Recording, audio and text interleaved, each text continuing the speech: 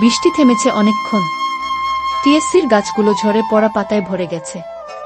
রিয়াদ তখনও বসেছিল সেই পুরনো বেঞ্চে। অননার ছাতার নিচে হেঁটে চলে যাওয়া দৃশ্যটা বারবার মনে পড়ছিল। 1 ঘন্টার দেখা, অথচ মনে হচ্ছিল যেন বহু বছরের সম্পর্কের শুরু।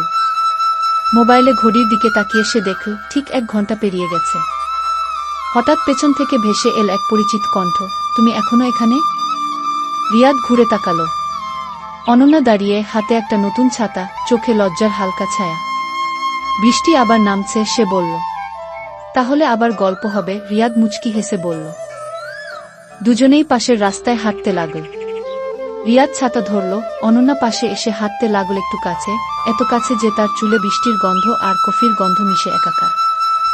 অনন্যা বলল, জানো, আজ আমার একটা ইন্টারভিউ ছিল, কিন্তু আমি এসেছি শুধু এই জায়গায়। মনে হচ্ছিল তুমি থাকবে কি। রিয়াদ থেমে গেল।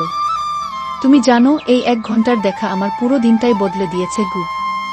তারা দুজন একসাথে ঢাকা শহরের ভিজে পথ ধরে হাঁটতে লাগল। কথা চলতে লাগল প্রিয় গান, হারানো স্বপ্ন, আর এমন মানুষদের নিয়ে যারা আসে কিন্তু কখনো পুরোপুরি হারিয়ে যায় না। ক্যাম্পাসের মোড়ে পৌঁছে অনন্যা হালকা করে বলল, চলো কফির দোকানে বসি। দুজন বসে পড়ল সেই পুরনো দোকানের জানালার পাশে।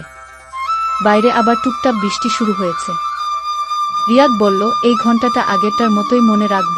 অনন্যা হেসে বলল, না, এবার মনে রাখার দরকার হবে না। এবার থেকে প্রতি সপ্তাহে দেখা হবে। 1 ঘন্টা নয়, যতক্ষণ বৃষ্টি থাকবে গু। বৃষ্টির শব্দে কথা থেমে গেল। অনন্যা জানালার দিকে তাকিয়ে চুপ করে রইল। রিয়াদও তাকিয়ে রইল তার দিকে। সময় যেন থেমে গেছে, ঠিক 1 ঘন্টার মতো, কিন্তু হৃদয়ের জন্য যেন এক অনন্তকাল।